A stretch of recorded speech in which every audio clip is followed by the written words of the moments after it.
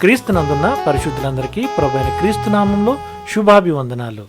దేవుని ప్రేమ ఆధ్యాత్మిక కార్యక్రమానికి స్వాగతం. నా పర్వతములన్నిటినీ త్రోవగా చేసేదను.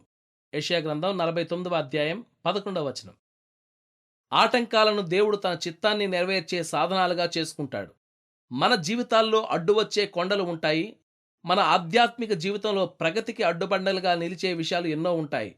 తలకు మించిన ఆ ఒక్క బాధ్యత, ఇష్టం లేని ఆ ఒక్క పని, శరీరంలోని ఆ ఒక్క ముళ్ళు, అనుదినం మొయ్యవలసి వస్తున్న ఆ ఒక్క సిలువ లేకపోతే మన జీవితాలు పరిశుద్ధంగా ఉంటాయి కదా అనుకుంటాం. అవి తొలగిపోవాలని ప్రార్థిస్తాం కూడా.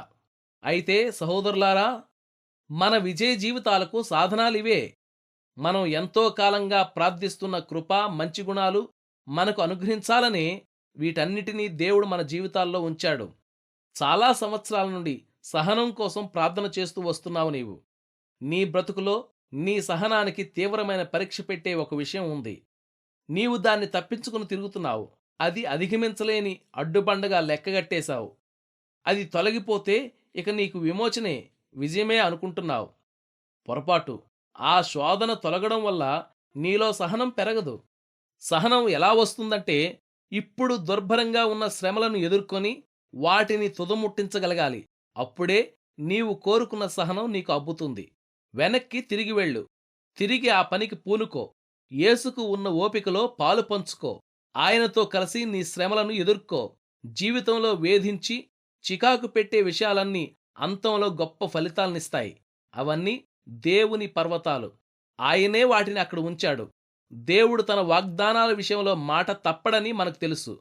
అన్ని మార్గాలు ఆయనకు అవగతమే. అన్ని స్థలాలు ఆయనకు పరిచయమే. ఆయన దృష్టి భూదిగంతాల వరకు, ఆకాశం క్రింద అంతటా పడుతుంది. మనం పర్వత పాదాన్ని చేరినప్పుడు మనకు దారి తెలుస్తుంది.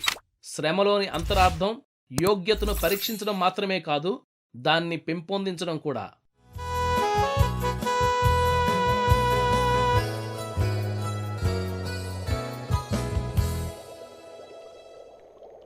దేవుని ప్రేమ ఆధ్యాత్మిక కార్యక్రమాన్ని చివరి వరకు వీక్షించిన శ్రోతలందరికీ మా హృదయపూర్వక వందనాలు.